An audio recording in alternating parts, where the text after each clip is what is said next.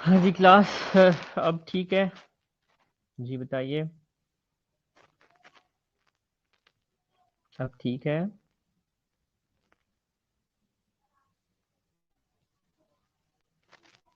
जी, अब बताएं अब ठीक है। Is it working now?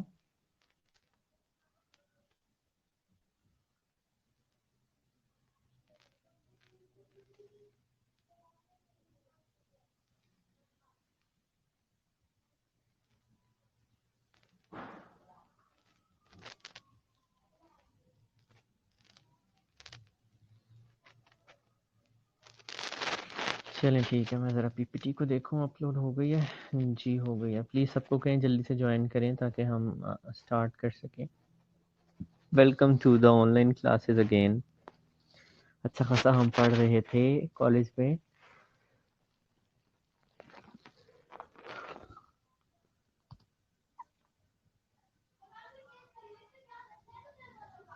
अच्छा जी, आज हम स्टार्ट करेंगे जी एंटी साइकोटिक्स। हाँ, anti psychotic medicines, anti psychotics.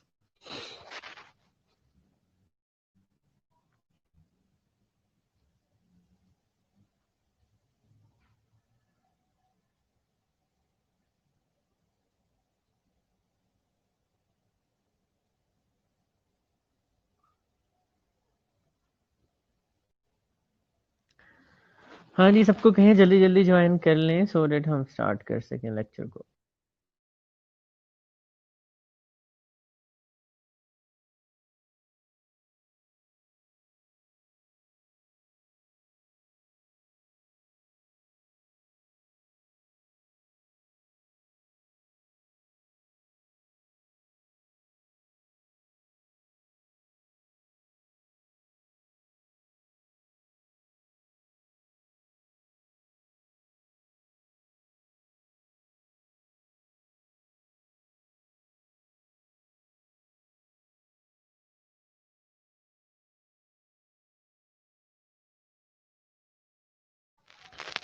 हाँ जी, 9 लोगों ने ज्वाइन कर लिया है। बताएं जी, आपको आवाज़ आ रही है मेरी कैसी है? फिर मैं आके चलता हूँ।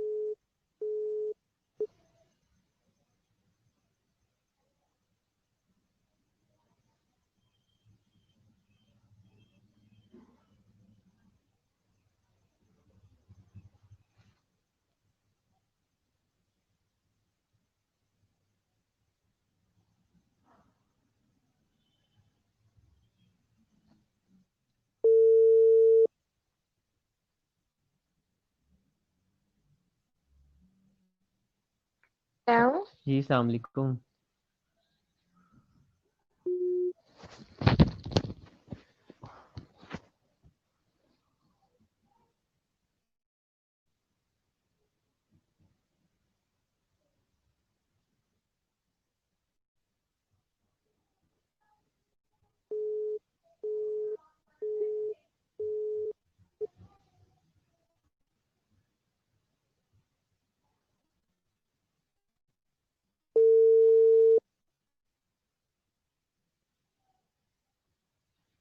हेलो।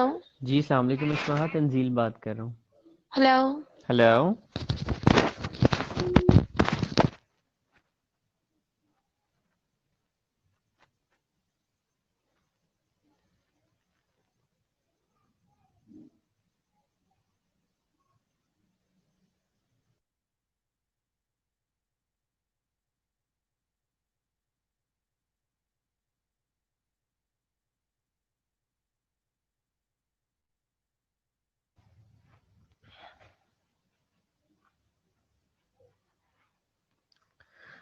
अच्छा, कॉल की आवाज़ आ रही है। अच्छा अच्छा अच्छा, ठहरे ज़रा, मैं एक्चुअली कॉलेज कॉल कर रहा था कि कई लोगों से ज्वाइन नहीं हो पा रहा। हो गया जी आप लोगों से ज्वाइन? कितने स्टूडेंट्स थे लास्ट क्लास में, मुझे ये बताइए।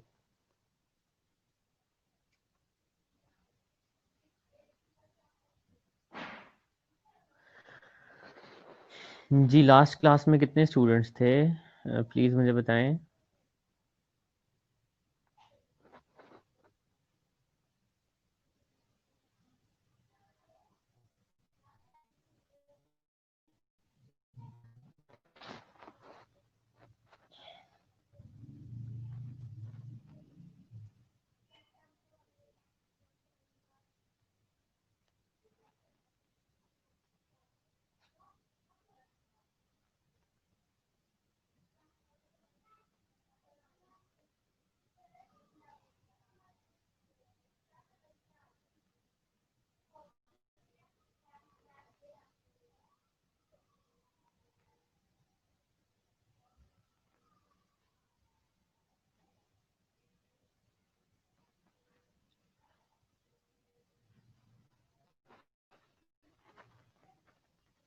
लास्ट क्लास में 4 स्टूडेंट थे? ना करो यार, 4 स्टूडेंट थे लास्ट क्लास में? नहीं, इससे पहले जो क्लास थी उसकी बात कर रहा हूँ मैं यार।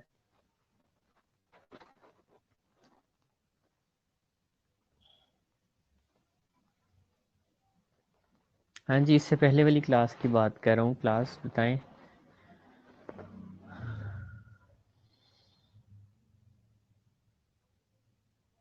जी जी, इंग्लिश की क्लास में कितने लोग थे? हद हो गई है। अच्छा ठीक है। अच्छा चलें, सही है, ठीक है। इशू यही आ रहा था यार, बाकियों को कहें ज्वाइन कर लें।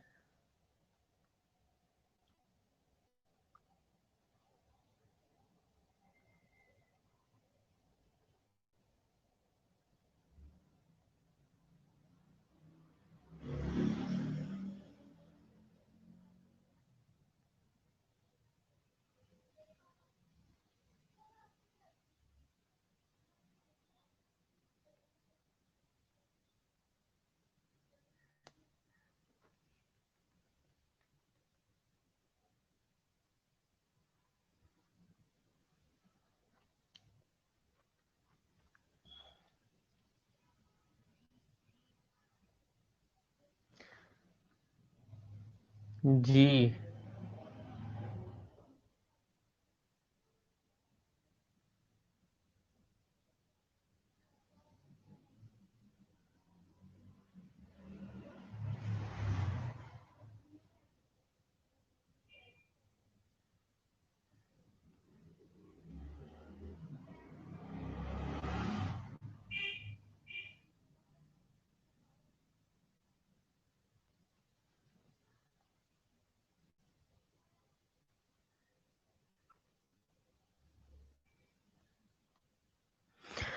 चले यार, मैं अब जो अब स्टार्ट को काफी टाइम गुजर चुका है, हाफ और गुजर चुका है, तो आई थिंक अब हमें इसको स्टार्ट कर लेना चाहिए। तो सबसे पहले जनाब मेरे पास आपको बताने के लिए ये है कि आज हम एंटी साइकोटिक्स पढ़ने जा रहे हैं। और आप लोग जानते हैं कि साइकोसिस क्या होती है। मैं आई थिंक आप क्लास में एक दो दफ़ा आपसे जिक्र कर चुका हूँ, तो आप में से क्या कोई मुझे बताएगा कि व्हाट इज़ साइकोसिस? जी, साइकोसिस क्या होती है? जी क्लास, व्हाट इज़ साइकोसिस?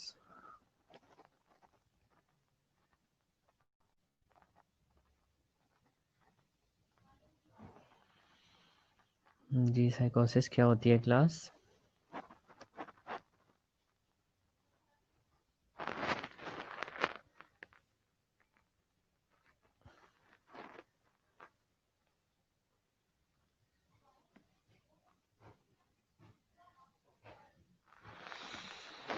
हाँ जी, साइकोसिस क्या होती है क्लास, मैंने आपसे पूछा है।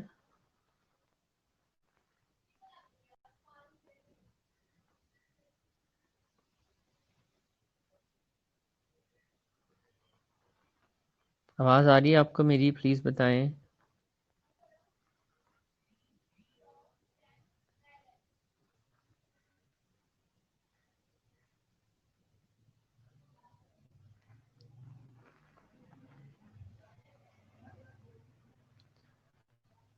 हाँ जी, साइकोसिस क्या होती है क्लास?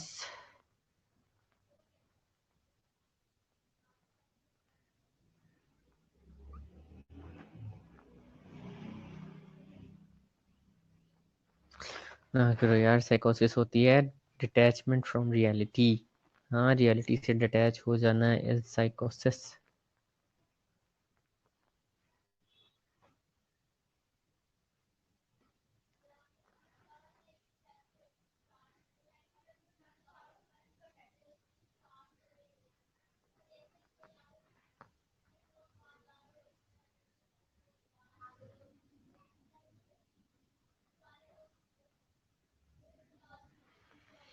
जी, साइकोसिस होती है डिटैचमेंट फ्रॉम द रियलिटी, ठीक है। और डिटैचमेंट फ्रॉम द रियलिटी का मतलब है ये जो हेलुसिनेशंस होती हैं, ये डिल्यूजन्स होती हैं, दिस इज जो चीज़ें रियलिटी में नहीं पाई जाती, वो दिखती हैं, नज़र आती हैं या इंसान सोचता है, तो उनको हेलुसिनेशंस और डिल्यूजन्स कहा जाता है। और बेसिकली ये जो एंटी साइकोटिक्स मेडिसिन हैं, जैसे नाम ही शो करता है एंटी साइकोटिक्स, मतलब साइकोटिक बीमारियों के लिए सबसे बड़ी एग्जांपल हमारे पास साइकोटिक बीमारियों की है शिज़ोफ्रेनिया। तो ये साइकोटिक डिजीज़ के लिए जो है ना इस्तेमाल होती है एंटी साइकोटिक्स, जिनको कहा जाता है जनाब, ठीक है।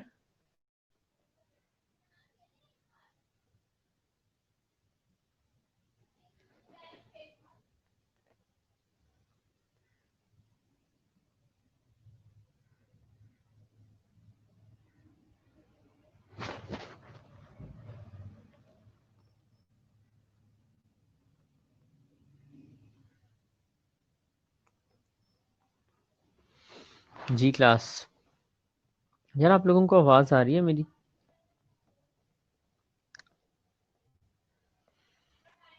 सबसे पहले एंटीसाइकोटिक्स होती क्या है, जैसा कि मैंने आपको अभी थोड़ा सा बताया है।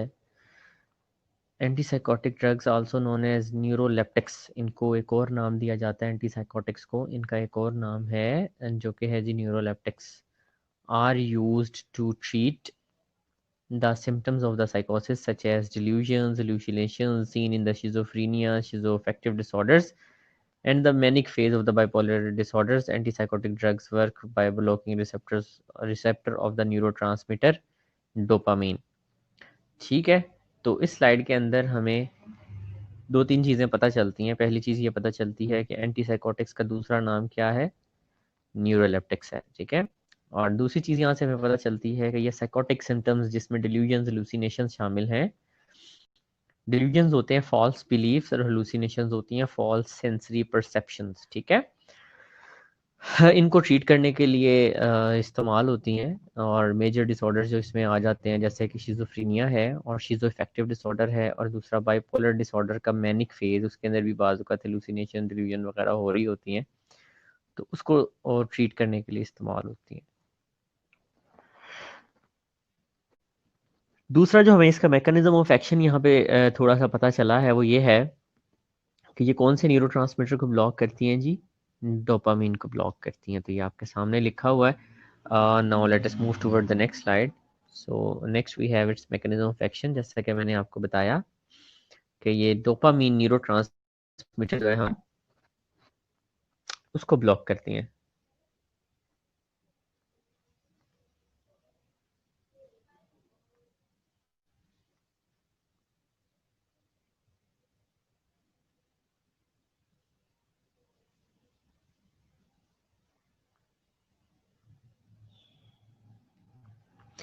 चलें, अब मैं चाहता हूँ कि आप लोग ज़रा ये जो मैकेनिज्म ऑफ एक्शन है इसको एक दफ़ा पढ़ें और फिर मुझे बताएं कि इस मैकेनिज्म ऑफ एक्शन से आपको क्या समझ आ रही है। तो मैं आपके कमेंट्स का वेट करता हूँ और साथ साथ आप लोगों की मैं अटेंडेंस मार्क करता हूँ, ठीक है। तो प्लीज़ आप पढ़ें इसको और फिर मुझे बताएं कि इससे आपको क्या समझ आ रही है जी।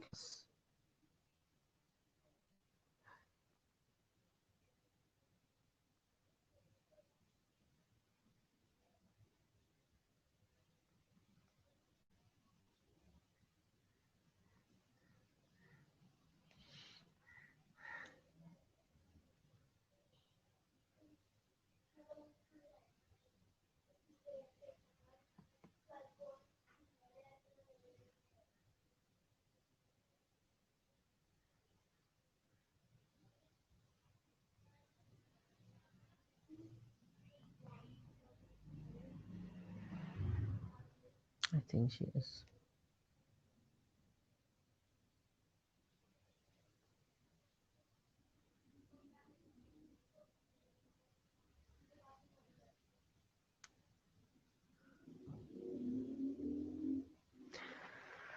चले जी, इसको पढ़िए और फिर मुझे बताइए कि क्या समझ आ रही है आपको इससे। जी क्लास।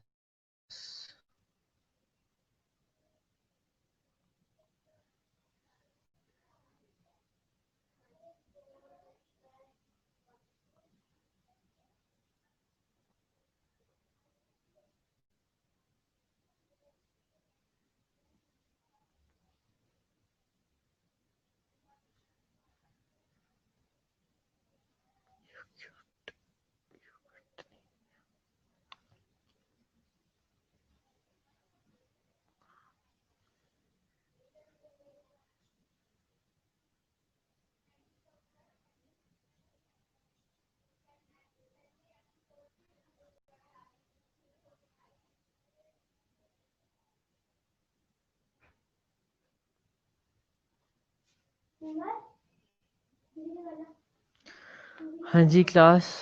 यार आप लोग प्रेजेंट भी हो यहाँ पर या नहीं हो, क्या सीन है?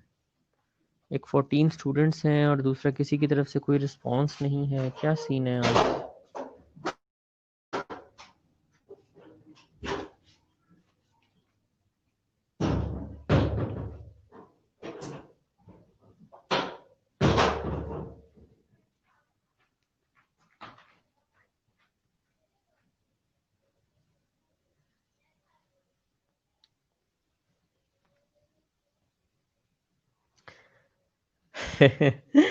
डिफिकल्ट है, समझ नहीं आ रही। चले मैं बता देता हूँ। The major action of all antipsychotic is the in the nervous system is to block receptors of the neurotransmitter dopamine. तो सबसे पहले इसमें बात की गई, जो कि मैंने आपको शायद लास्ट स्लाइड में भी बताई थी, कि ये कौन से न्यूरोट्रांसमीटर पे असर करता है, डोपामीन पे। और क्या करता है, डोपामीन को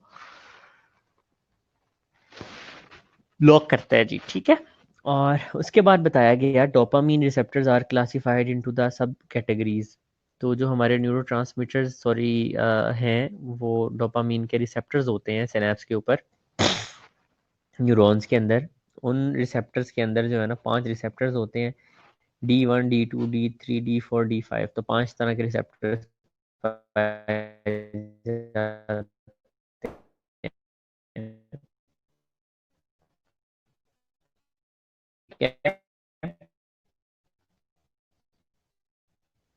and D2 D3 and D4 have been associated with mental illness।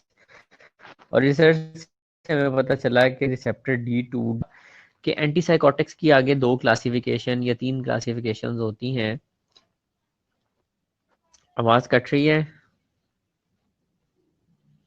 जी, आवाज कट रही है।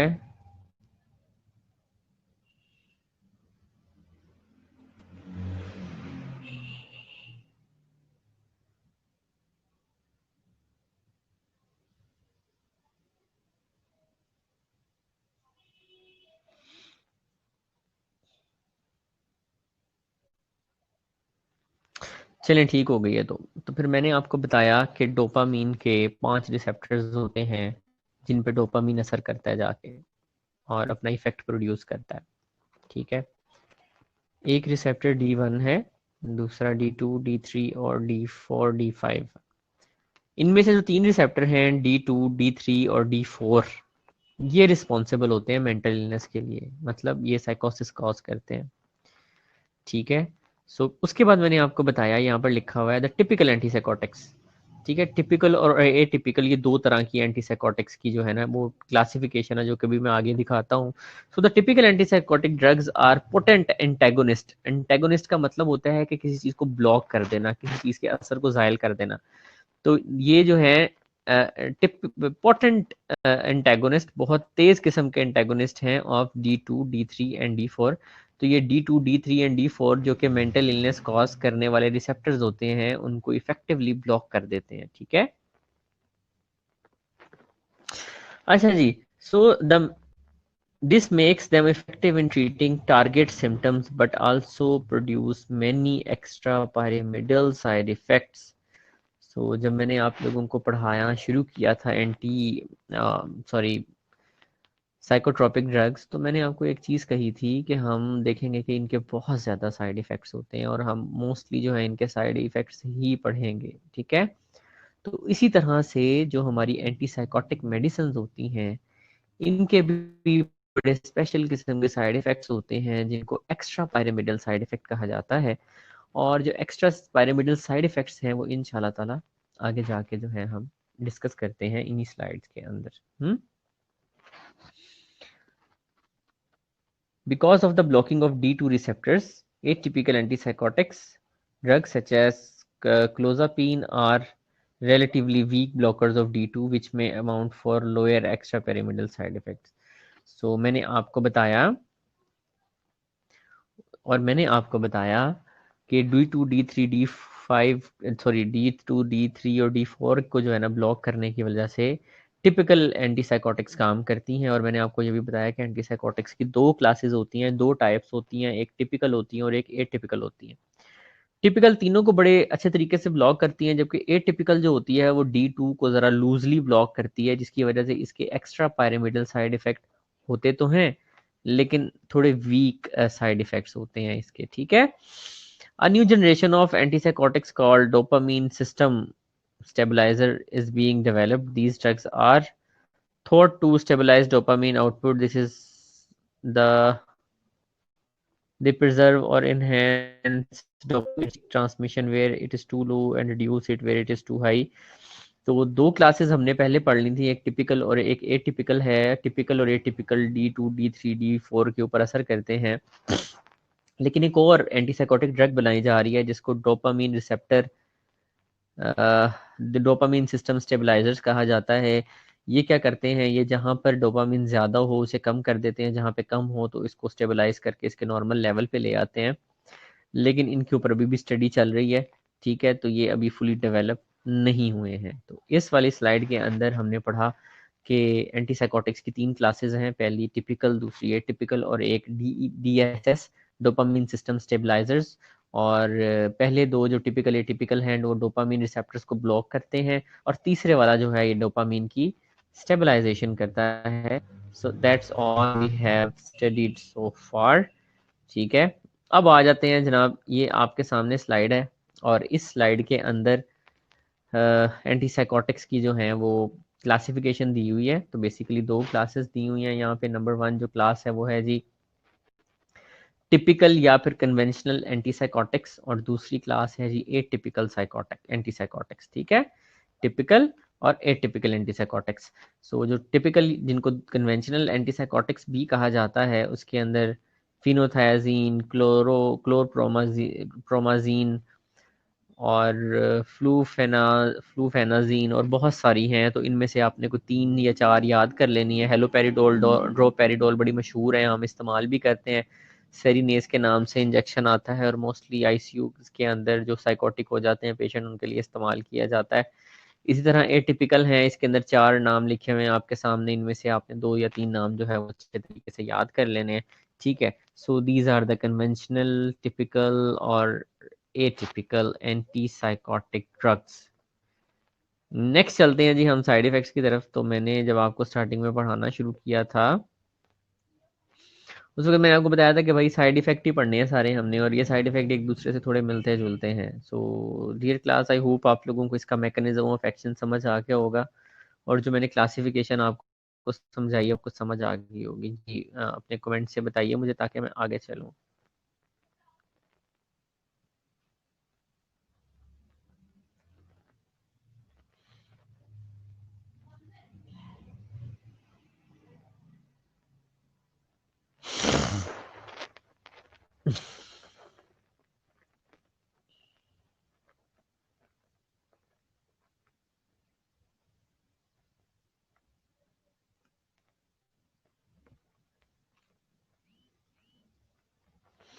चलो दैट्स ग्रेट, अगर आप लोगों को समझ आ गई है। सो let's move toward side effect.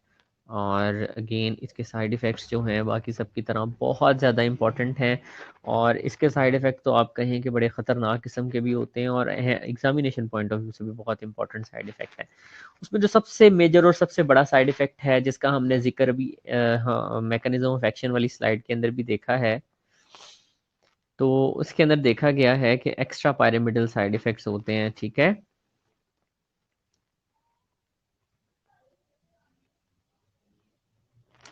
जी, तो एक्स्ट्रा पायरामिडल साइड इफ़ेक्ट्स होते हैं। So extra pyramidal side effects जो हैं वो सीरियस न्यूरोलॉजिकल सिम्टम्स हैं, are the major side effect of the antipsychotic they include. अब क्या क्या होता है एक्स्ट्रा पैरामिडल साइड इफ़ेक्ट्स के अंदर, तो वो मैं अब आपको दिखाता हूँ जी। सबसे पहले एक्यूट डिस्टोनिया होता है। अब एक्यूट डिस्टोनिया बेसिकली क्या होता है वो अभी आगे एक पिक्चर भी आएगी और उसके अंदर भी मैं आपको दिखा सकता हूँ। एक मिनट ठहरिए, मैं देखता हूँ अगर मुझे वो पिक्चर मिल जाती है तो वो मैं शेयर कर देता हूँ आपके साथ। एक मिनट।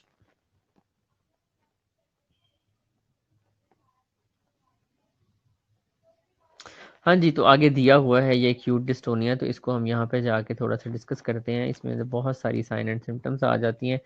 उसके बाद सूडो पार्किंसनिज्म आ जाता है। सूडो पार्किंसनिज्म का मतलब है कि बहुत ही जो है ना हाथ के अंदर ट्रेमर्स आते हैं, पार्किंसन लाइक कंडीशन हो जाती है इनको इस्तेमाल करने की वजह से। Number third is akathisia. Akathisia भी आगे डिटेल में एक्सप्लेन करता हूँ, नेक्स्ट स्लाइड्स में आ रहा है। उसके बाद blockage of D2 receptor is the mid brain region of the brain stem is responsible for the development of EPS। तो हमने पहले वाली स्लाइड मैकेनिज्म ऑफ एक्शन वाली स्लाइड के अंदर ये भी पढ़ा था कि बेसिकली D2 रिसेप्टर की ब्लॉकेज की वजह से ये वाले साइड इफेक्ट्स आते हैं, एक्स्ट्रा पैरामिडल साइड इफेक्ट्स आते हैं।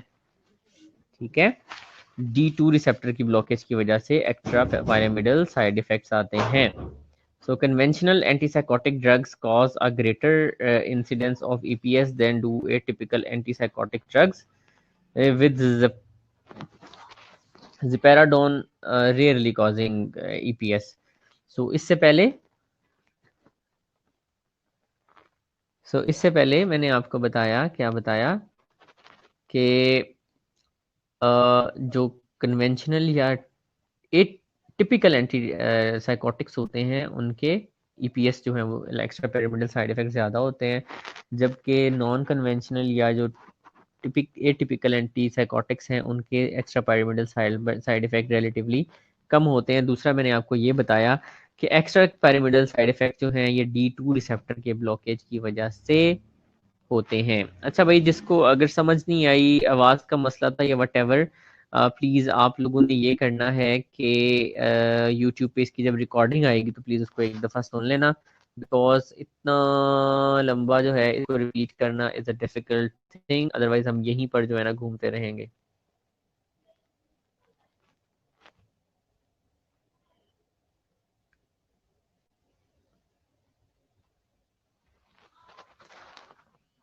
चलें, सो अब आ जाते हैं how to reduce EPS। EPS की डिटेल अभी बाद में देखते हैं, लेकिन अभी हम ये देखें कि हम EPS को रिड्यूस कैसे कर सकते हैं। So therapies for acute dystonia, pseudo parkinsonism and akathisia are similar and ignoring the dose of the antipsychotics। Basically इसको रिड्यूस कैसे किया जा सकता है।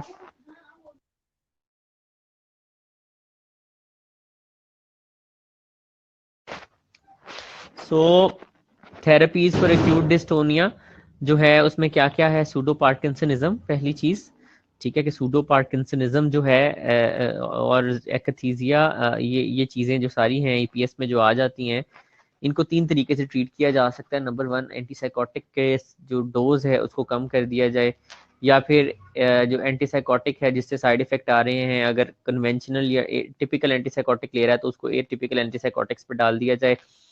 दूसरा, एंटीकोलिनर्जिक मेडिसिन जो हैं वो लेने से भी ये साइड इफेक्ट थोड़े से बेहतर हो जाते हैं।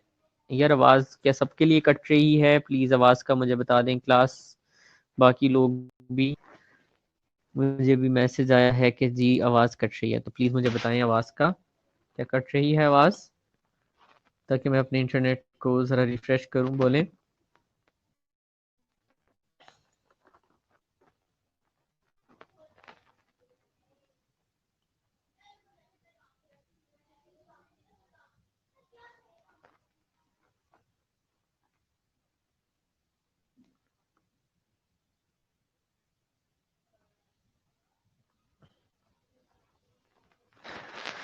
अच्छा कभी कभी की तो खैर है भाई, कभी कभी तो कटती है।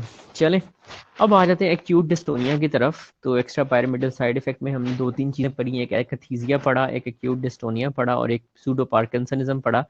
अब इनको हम थोड़ा सा एक्सप्लेन करते हैं। हाँ, सबसे पहली चीज़ है जी एक्यूट डिस्टोनिया। एक्यूट डिस्टोनिया में बेसिकली क्या होता है? एक्यूट डिस्टोनिया के अंदर आप समझ लें कि एक सिंड्रोम सा है और इसके अंदर भी बहुत सारे साइन एंड सिम्टम्स आ जाते हैं। So acute dystonia include muscular rigidity and cramping. ठीक है, इसमें मस्कुलर रिजिडिटी और क्रैम्पिंग होती है। और thick tongue with difficulty swallowing. दूसरा, टंग थिक हो जाती है और स्वॉलो करने में, खाने में जो है ना वो प्रॉब्लम। ठीक है, and is in severe cases laryngospasm and respiratory difficulties. तो ये एक लाइफ थ्रेटनिंग कंडीशन आ जाती है। यहाँ पर होता क्या है कि लेरिंजियोस्पाज्म भी हो सकता है और उसकी वजह से सांस लेने में मसला हो सकता है। तो dystonia is most likely in the first week of treatment. और डिस्टोनिया मोस्टली जो है ना फर्स्ट वीक ऑफ ट्रीटमेंट में होता है in the client younger than 40 years, और यंग क्लाइंट्स के अंदर होता है और स्पेशली इन द मेल। ठीक है, और जिनके अंदर हाई पोटेंसी ड्रग जा रही हो सच एज हेलोपेरिडोल और थियोथिक्सेन, स्पाज्म और stiffness in the muscle group can produce torticollis. Torticollis होता है ट्विस्टेड हेड एंड नेक। अभी मैं आपको दिखाता हूँ नेक्स्ट स्लाइड के अंदर टर्टिकुलस क्या होता है, कि जो सर है वो एक साइड की तरफ जो है ना वो मुड़ जाता है और सीधा नहीं होता है। उसके बाद है जी ओपिस्थोटनस। ओपिस्थोटनस होता है इंटायर बॉडी जो है ना पीछे की तरफ कर्व होने लग जाती है। हाँ, जैसे टेटनस के अंदर नहीं होता कि बॉडी पीछे की तरफ वो कर्व होने लग जाती है और बंदा सीधा सीधा नहीं रह सकता, पीछे को कर्व होने लग जाता है। तो ओपिस्थोटनस जो है इसके अंदर होता है। और oculogyric crisis, eye rolled back in the locked position, और आंखें ऊपर की तरफ मूव कर जाती हैं। हमारे आई बॉल्स हैं ये ऊपर की तरफ रोल कर जाते हैं और ये भी पेनफुल होता है। Acute dystonia reaction can be painful and frightening for the client. Immediate treatment with the anticholinergic drugs such as intramuscular benzotropine usually brings rapid relief.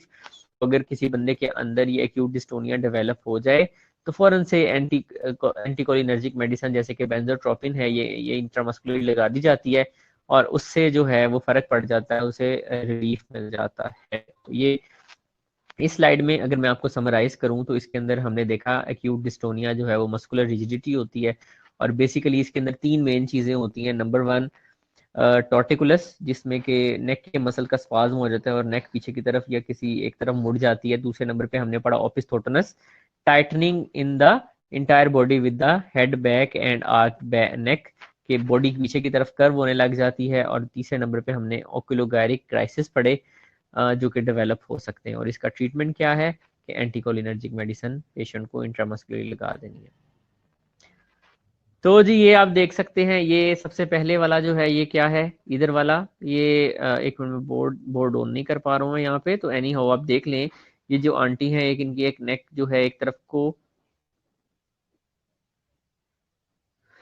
हाँ तो ये जो कंडीशन है ये आप देख सकते हैं यहाँ पे। ये जो आंटी हैं जिन्होंने ग्लासेस लगाई हुई हैं, इनका सर एक तरफ जो है वो मुड़ता जा रहा है पीछे को, तो ये क्या है, ये है जी टर्टिकुलस।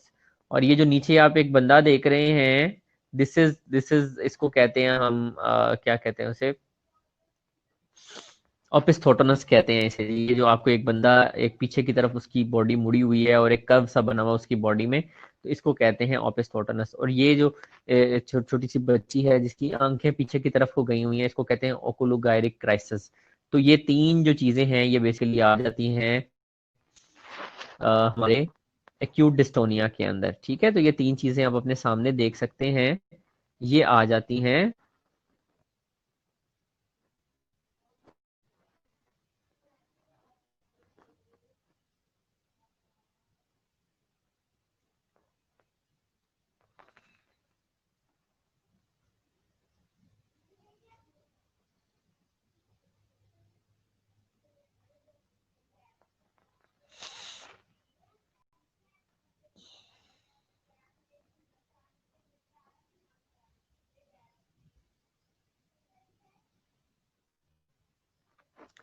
जी आपको इन तीन साइड इफेक्ट्स की समझ आ गई है, प्लीज मुझे बताएं, फिर जो है ना मैं नेक्स्ट मूव करता हूँ।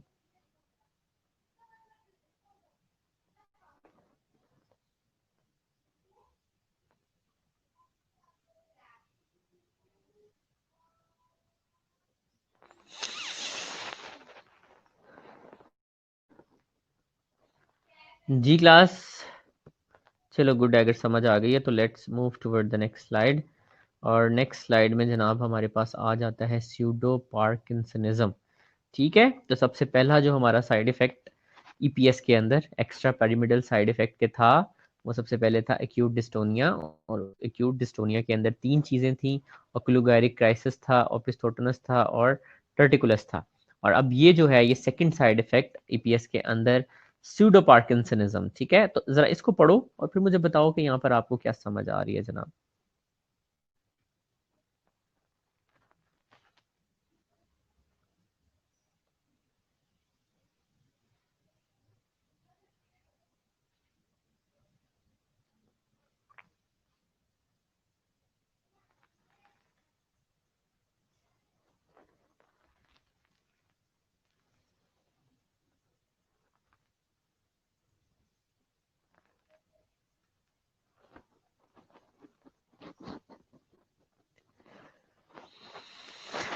आई नो ये चीज़ें थोड़ी सी मुश्किल हैं, इसीलिए मैं इसको स्लोली स्लोली लेकर चल रहा हूँ आप लोगों के साथ, लेकिन आप लोगों ने इसको ज़रा प्लीज़ साथ साथ इसको पढ़ते जाना है, याद करते जाना है, अदरवाइज़ मुश्किल हो जाएंगी चीज़ें। हाँ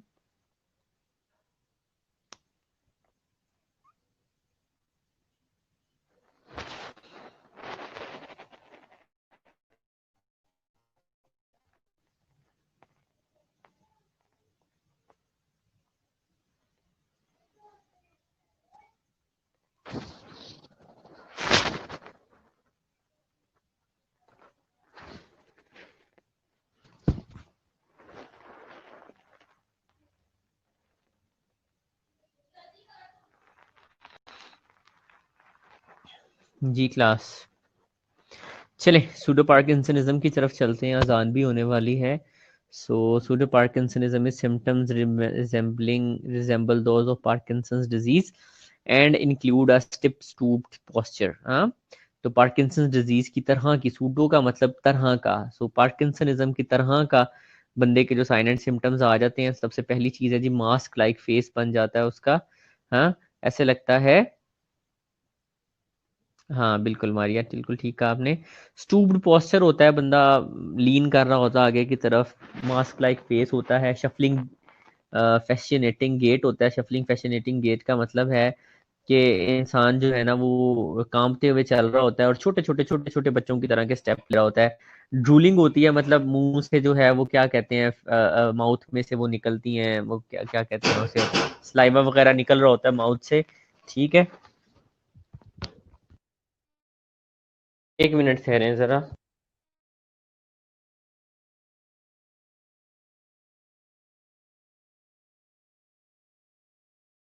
हाँ जी, स्लाइवा वगैरह जो है वो ड्रूल कर रहा होता है। ड्रूलिंग का मतलब होता है मुंह से जो है वो, जैसे बच्चों के मुंह से जो है वो स्लाइवा वगैरह बाहर गिर रहा होता है।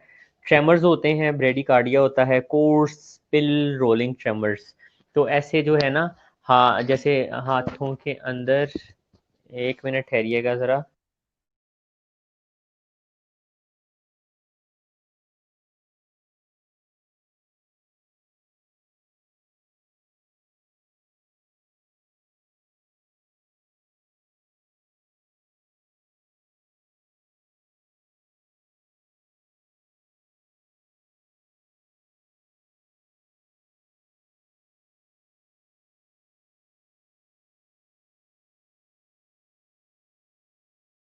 जी बिल्कुल, अच्छा जी। उसके बाद है जी पिल रोलिंग ट्रेमर्स होते हैं। पिल रोलिंग ट्रेमर्स का मतलब है कि हाथ इस तरह से कांपते हैं जैसे कि हाथ उंगलियों के दरमियान में कोई पिल या कोई गोली छोटी सी रख के उसको जो है ना मसला जाए, तो हाथ इस तरह से जो है ना हाथ इनवॉलेंट्रीली कांपी जाते हैं। ठीक है, और उसके बाद है जी parkinsonism is treated by changing to an antipsychotic medication that has a lower incidence of EPS or by adding an oral anticholinergic agent, which is dopamine agonist that increase transmission of dopamine blockage by the antipsychotic drug। तो इसका भी treatment वही है जो कि हमने EPS को resolve करने के लिए ट्रीटमेंट पहले पढ़ा था। नंबर वन, हमने देखा था जनाब कि हमने या तो कोई और एंटीसाइकोटिक दे देनी है, या फिर हमने क्या करना है कि उसको एंटीकोलिनर्जिक मेडिसिन दे देनी है। ठीक है, अच्छा अभी मेरी तरफ हो रही है अजान, तो आप लोग 15 मिनट की ब्रेक कर सकते हैं और ब्रेक के बाद हम दोबारा से ज्वाइन करते हैं नमाज पढ़ के। तो 15 मिनट की ब्रेक है आपको, नमाज पढ़ लें, नमाज पढ़ के आएँ, फिर मैं आप लोगों को दोबारा से यहाँ से जो है ना आगे स्टार्ट करता हूँ। लेकिन प्लीज़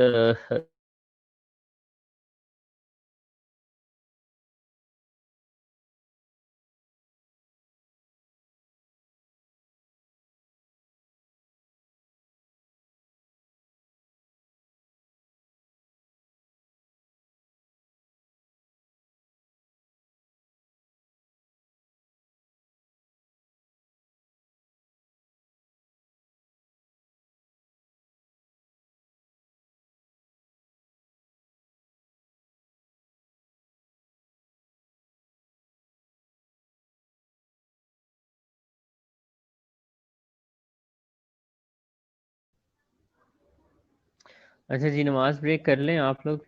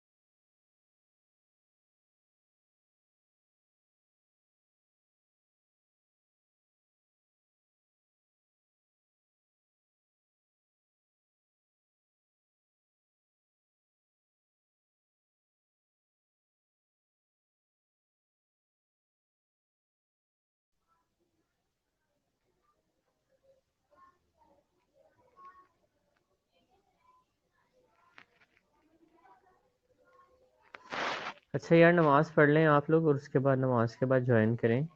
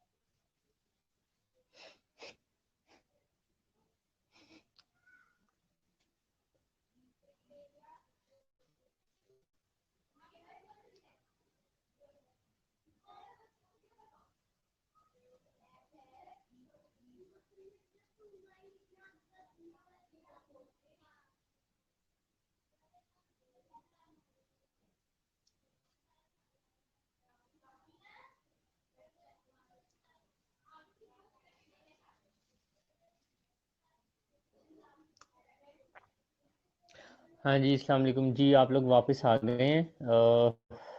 आज मैं खुद थोड़ा सा पढ़ा रहा हूँ बिकॉज़ कई लोगों का ज्वाइन नहीं हो पा रहा। आई होप मंडे से ये प्रॉब्लम रिजॉल्व हो जाएगी। मैंने कॉलेज में भी बात की है इस बारे में कि जी ये नहीं हो पा रहा ज्वाइन। हाँ जी।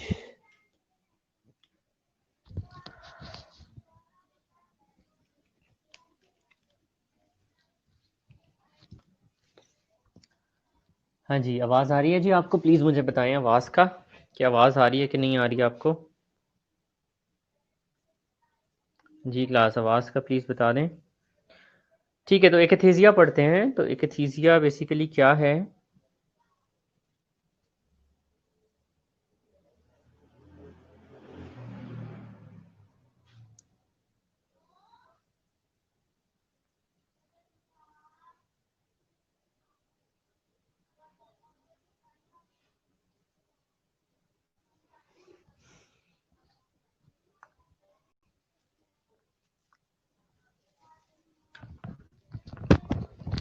चलें, that's nice if you are here, so let's move forward. आज हम सिर्फ ये साइड इफ़ेक्ट ही पढ़ेंगे, इससे ज़्यादा नहीं करेंगे क्योंकि कई लोगों का ज्वाइन नहीं हो पा रहा और डेफिनेटली उनका जो है वो एक जेन्युइन मसला है। सो मैं नहीं चाहता कि उन लोगों का ये इंपॉर्टेंट टॉपिक जो है वो मिस हो जाए। So let's start toward akathisia. Akathisia is reported by the client as an intense need by the client as intense need to move about. ठीक है, तो आप सिंपली समझ लें। और मैं आप लोगों को ये स्टार्ट कराता हूँ। 20 लोग।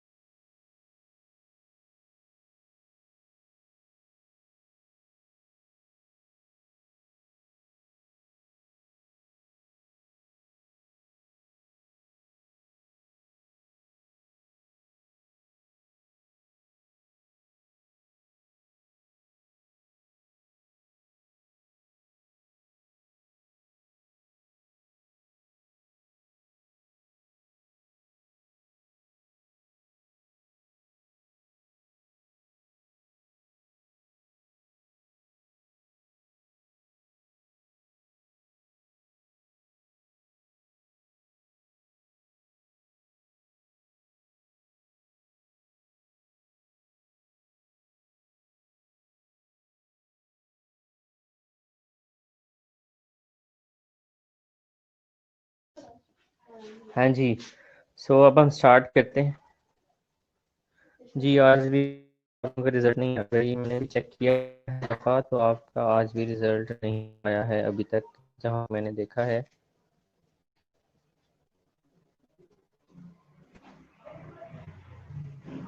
हाँ जी, आप लोगों का रिजल्ट नहीं आया।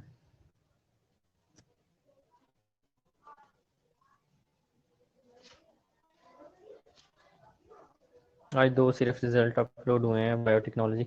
चलें, एक थीसिया जो है आप ये समझ लें कि वो मतलब कुछ किसी बंदे को सुकून आना, चैन आना, और वो उठ के जो है कभी इधर फिरना कभी उधर पड़ना, हाथों पाँव का हिलाते जाना। ठीक है, ये एक थीसिया में आ जाती हैं चीज़ें। द क्लाइंट अपीयर्स रेस्टलेस और anxious and agitated often with the rapid posture और gait and lack of spontaneous gestures. This feeling of internal restlessness and inability to sit still or rest often leads to client to discontinue their antipsychotic medicine. Akathisia can be treated by a change in antipsychotic medicine or the addition of an oral agent such as beta blocker, anticholinergic agent and benzodiazepine. हो सकता है Monday को आ जाए यार, हो सकता है किसी और दिन आ जाए, देखो कब आता है। सो let's move forward. So next जो मैंने आपको बताया यही है एकथीसिया। केस में उससे जो है ना रिलैक्स होके स्टैंड स्टिल होके नहीं बैठा जाता, और रेस्टलेसनेस सी और एंग्जाइटी सी रहती है उसके अंदर। रेस्टलेसनेस सी और एंग्जाइटी रहती है उसके अंदर। ठीक है, तो इसको एकथीसिया कहा जाता है। एकथीसिया को भी ट्रीट करने का वही तरीका है जो कि हमने तरीका पहले देखा है।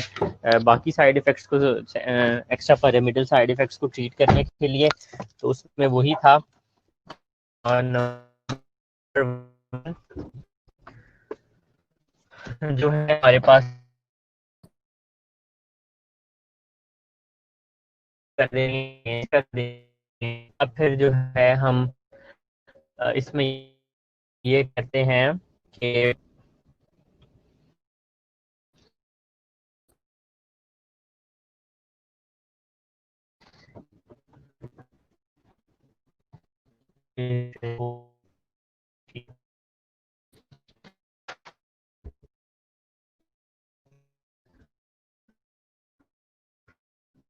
तो नेक्स्ट स्लाइड में आपको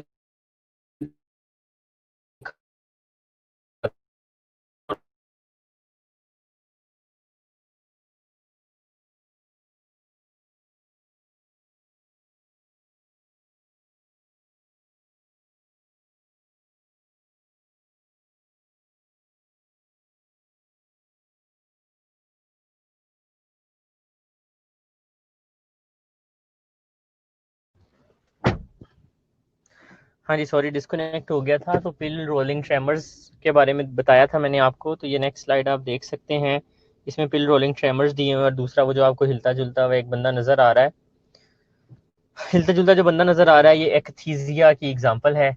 और जो दूसरा बड़ा साइड इफेक्ट है एंटीसाइकोटिक्स का, उस मैलिग्नेंट सिंड्रोम हमने पढ़ा कि एंटीसाइकोटिक्स जो हैं इनको न्यूरोलेप्टिक्स भी कहा जाता है। तो दूसरा साइड इफेक्ट जो है वो न्यूरोलेप्टिक मैलिग्नेंट सिंड्रोम है। लेकिन आई थिंक मेरा इंटरनेट कुछ प्रॉब्लम कर रहा है। एक मिनट ठहरे, मुझे ज़रा इंटरनेट को चेक करने दें, क्योंकि ये डाटा पे चला गया इस वक्त। तो मुझे इंटरनेट को ज़रा देखने दें, फिर मैं आपको ज्वाइन करता हूँ। ठीक है।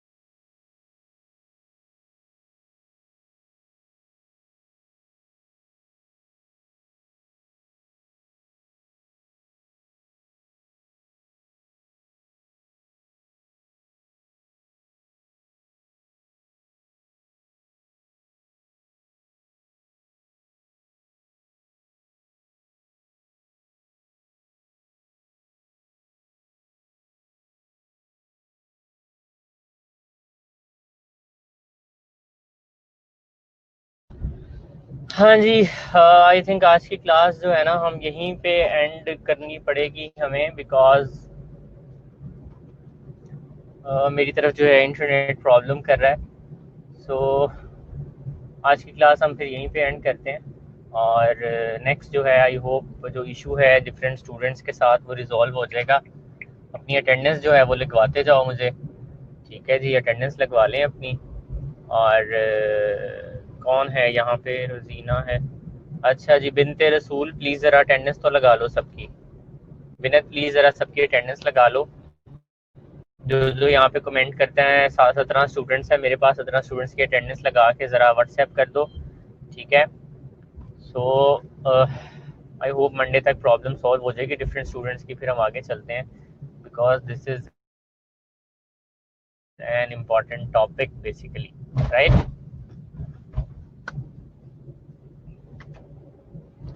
जी क्लास।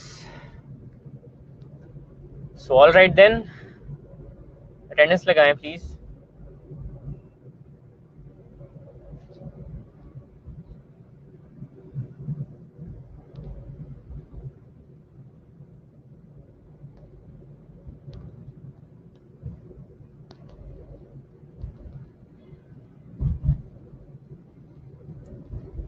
जी बिनत अटेंडेंस प्लीज लगा लेना इनकी।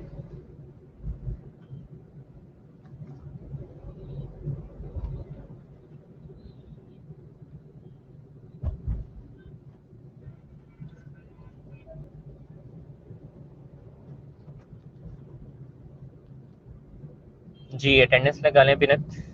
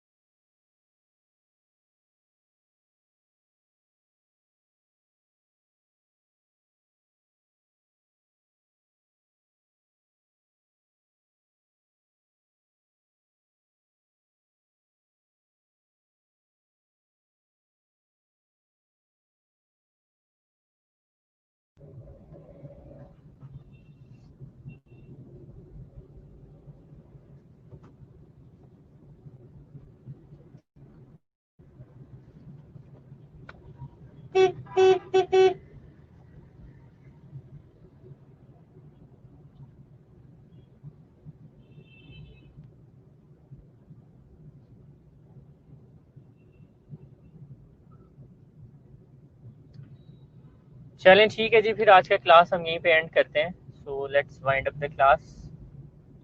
तो क्लास को यहाँ पे फिर एंड करते हैं हम। So class is done finished. कल जब बाकी स्टूडेंट्स ज्वाइन करेंगे तो फिर इंशाल्लाह हम नेक्स्ट क्लास जो है वो फिर कंप्लीट क्लास लेंगे। चलें जी।